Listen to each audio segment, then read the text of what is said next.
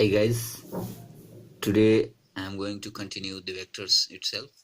So in this session we are going to share some tips and tricks on product of two vectors. So this is very important from your in-trance point of view because they will ask the questions based on dot product and cross product. You have already gone through these two during your plus 2. So I'll just recall some of the formulae and later we'll see some of the problems.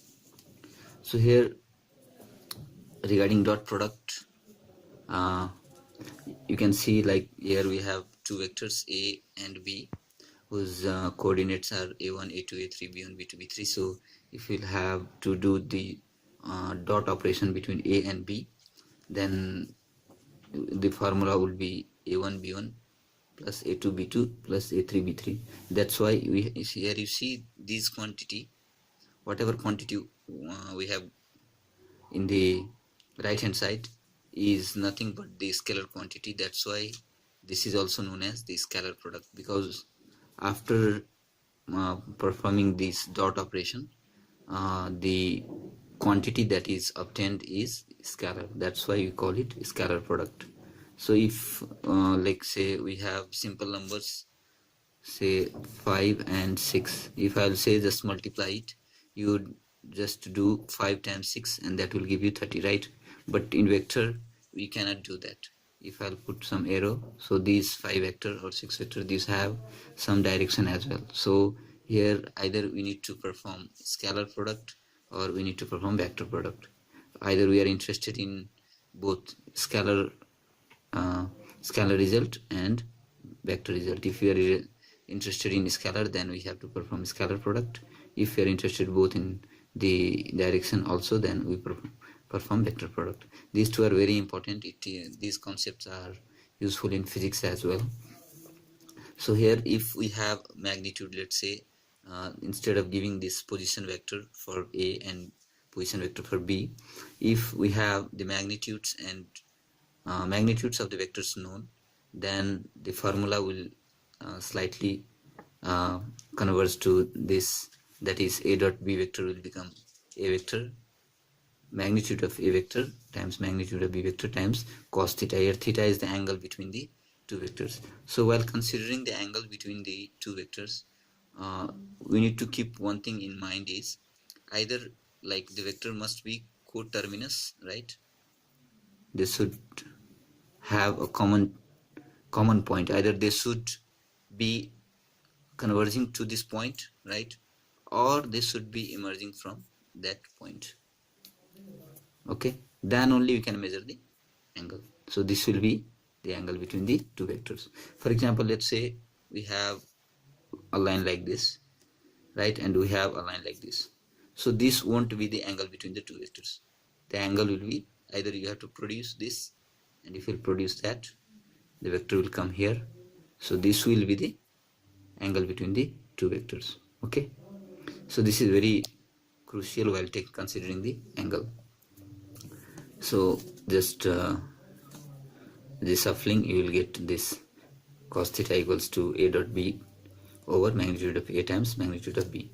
So let's dive into the geometrical interpretation as well, because this is also important from your exam point of view. Okay, this is also important.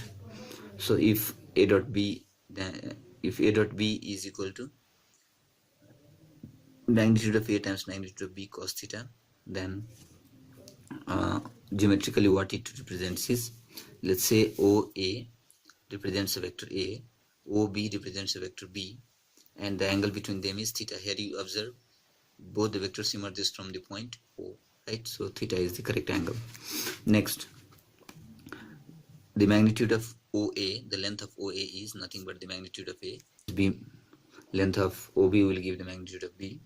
So here, if we will see this formula carefully, what we will notice is we have magnitude of A, right? Magnitude of A, but this B cos theta, we can get it like, if this is a B vector and we want a rectangular component in the direction of OA, then from resolution we can say this OM, right? OM will be equal to B cos theta, right? So you see here b cos theta. B cos theta is nothing but the projection of OB vector, that is B vector, on A. So this formula is also important because sometimes we need to find out the projection of B on A. So at that condition, you need to use like A dot B over magnitude of A. Okay. So you need to just rearrange this formula whenever they ask projection of B on A vector. And here the question can be like, if theoretical question comes, it will be like if A dot B is 0, then the vectors are definitely they will be perpendicular. Yes or no? Yes, they will be perpendicular to each other. They will be neither parallel. The angle will not be, angle between them is 0 or 180. This is also not the right answer. The only thing is it will be perpendicular to each other. We'll see one more question here. Okay, so like if A vector, B vector and C vector are mutually perpendicular and they have equal magnitude. Okay, this equal magnitude is also important. Then the angle between A vector and A vector plus B vector plus C vector is, okay, then the angle between A vector and A vector plus B vector plus C vector is. This is very important questions. Okay, it can be asked in like 2 marks, or sometimes it might ask in one marks question. So here first we need to consider something, right? The consideration is like, if this is given for us, right, this is given for us, this one is also given, because if since they are perpendicular, the dot product will be definitely 0, right? A dot B mutually perpendicular means A dot B, B dot C, C dot A will be equal to 0.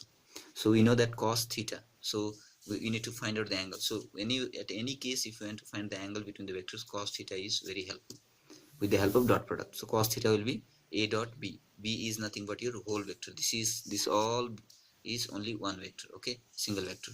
So this cos theta will be A dot A plus B plus C over A vector, magnitude of A vector times magnitude of A plus B plus C vector, right? We know if we'll expand this, what will happen? A dot into A dot will be A square plus A dot B plus B dot C. So before solving this question, so let me take you through some of the major formulas, okay, formulas and very useful concepts related to dot product. Okay, so these are very beautiful identities in A dot B. You see here, if A plus B whole square, if A vector plus B vector, if you will do whole square, it will be very similar like A square plus 2A dot B plus B square. Okay, very simple. But how it comes is, again, have a small story. Like if we will do A dot A, let's say A dot A, what will happen? A dot, sorry, A comma A2 dot A2, A1 A2.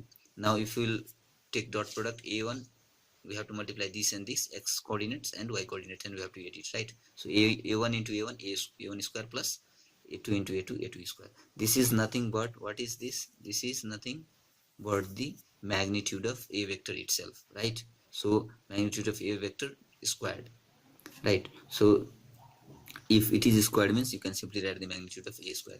So that means if we squared any vector, if we square any vector, we will be squaring just its magnitude only.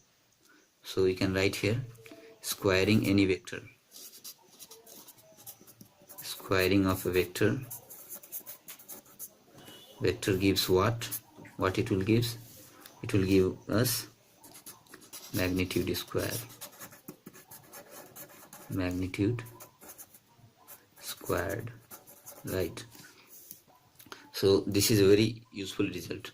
Again, if you will say A minus B whole square, it will be very simple, A square minus 2A dot B plus B square. If it is A plus B dot A minus B, it will be very simple, A square minus B square, right? Similarly, and one more thing, the dot product is always commutative in nature. Okay, this is also, because if you write A dot B or B dot A, the result remains the same. So for unit vector, you know, I, j, k, we have already discussed, these are the unit vectors. So what if I'll do I dot I? If you'll do I dot I, the result will be 1. If you'll do dot j, it will be 1. But if you'll do I dot j equal to 0. So very simple concept, because I and j are always mutually perpendicular vectors. Yes or no? Yes, definitely yes. These are, if this is z axis, this is y axis, and this is your x axis, the vector along z is nothing but your k vector, along y is your j vector, and along x is your I vector. By seeing this also you can say these vectors are mutually perpendicular. So if two vectors are perpendicular, then the result will be always 0. Okay. And again one more, this is very very important. Okay. So you see here is a vector plus b vector plus c vector equal to a square plus b square plus c square plus 2a dot b plus b dot c plus c dot a. So this is the formula we will be using in the question that we have earlier. Now you see here, first we need to know this vector, magnitude of a vector plus b vector plus c vector. For that we are using dot product help of the dot product. You see here a vector plus b vector plus c vector squared, if you'll do, we will get, we can do the magnitude square, right? Yes or no? Yes. Then if you'll expand it, you will get a square plus b square plus c square times 2a dot b b dot c c dot a. This whole quantity is 0 because a vector, b vector and c vectors are mutually perpendicular. Then we are left with k square plus k square plus k square because these vectors are also equal, a equals to b equals to c. Okay. Now the magnitude of a vector plus b vector plus c vector will be nothing but your, you see here, the magnitude will be under root 3k. Now we substitute that value into cos theta, we will get a square plus a dot b. This will be also 0 because a and b are perpendicular. This will be also 0 because a and c are perpendicular, and magnitude of a we have supposed k, and this is also root 3k. So this will be k square, and here also we will have k square, like we will have k square by root times 3 k square. Okay, and this k square and k square gets cancelled out, and we are left with theta equals to cos inverse 1 by root 3. This is very very important. You want to remember, means you can remember it also. So option B is the right answer. Okay, so moving on to next question. Okay, in this question I am going to just take you through geometry and vectors combinedly. Okay, how fast you can move with the help of geometry. You see the question says if a vector equals 3, b vector is 4 and a plus b is 5, then a minus b, the magnitude of a minus b vector will be what, right? So here I have already ticked 5. How I have ticked this means, by seeing this question, when I would urge you to go through this circle. Here you see 3, 4 and 5, 13, 12 and 5, 25, 24 and 7. These numbers are very very very crucial because this number forms a right angle triangle, and if you I mean if you just produce the right angle triangle, okay, you will get one square.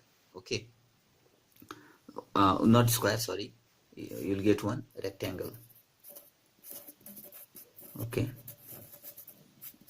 all squares are rectangle in fact, so you'll get a rectangle. So here you see how I solved this question without taking help of vector. Means if a plus b is the magnitude of a plus b, okay, the resultant of a and b vector is a plus b, and whose magnitude is 5. So if I represent like this is 3, this is 4 and this is 5.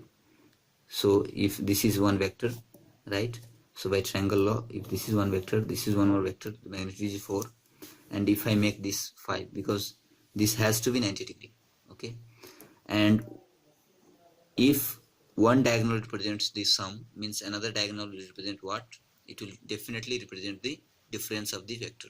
I have already discussed this in the previous video. You can go through that video as well. Okay, so here a vector minus b vector will be equal to what?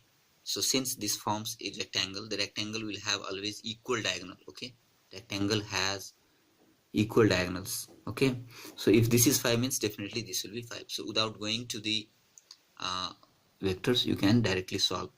This can be asked in 1 marks question. This will save you a lot of time. Okay, and one more question here on projections. Okay, related to dot product itself. Here we have a vector, right, that is 2i minus 3j plus 6k, and b vector minus 2i plus 2j minus 3k. Then lambda is a quantity that we have to get it by it's the ratio of the projection of a on b and the projection of b on a. So we have already discussed in dot product the projection of a on b. Okay, they are asking the projection of a projection means a cos theta, right? So you just write lambda equals to a cos theta, projection of b on a, so b projection of b means only b cos theta, right? Now cos theta gets cancelled out, and what you are left with is the magnitude of a divided by magnitude of b. You just get the magnitude and you will be getting 7 by 3. Okay, so the 7 by 3 is the right answer. So this is for today, guys.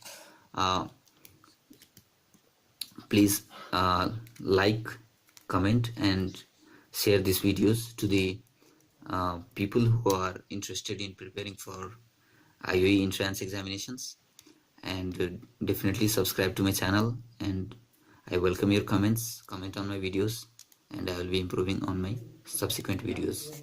Thank you.